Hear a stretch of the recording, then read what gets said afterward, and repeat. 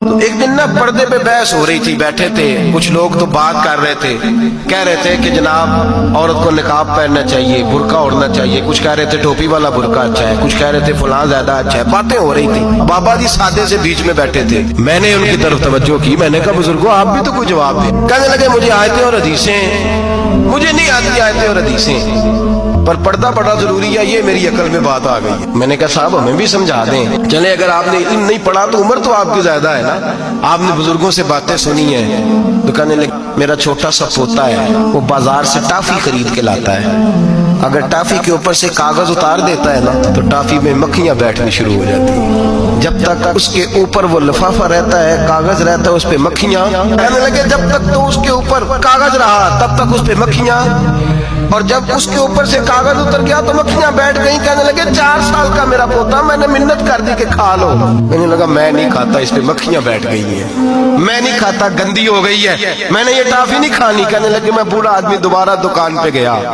جدوجہد کر کے نئی ٹافی لایا، بیٹے کو کہا کھا لو، اب اس نے کھائی۔ کہنے لگے مجھے سمجھ میں آ گئی، جو بی بی پردہ کرے گی اس پہ مکھیاں نہیں بیٹھیں گی۔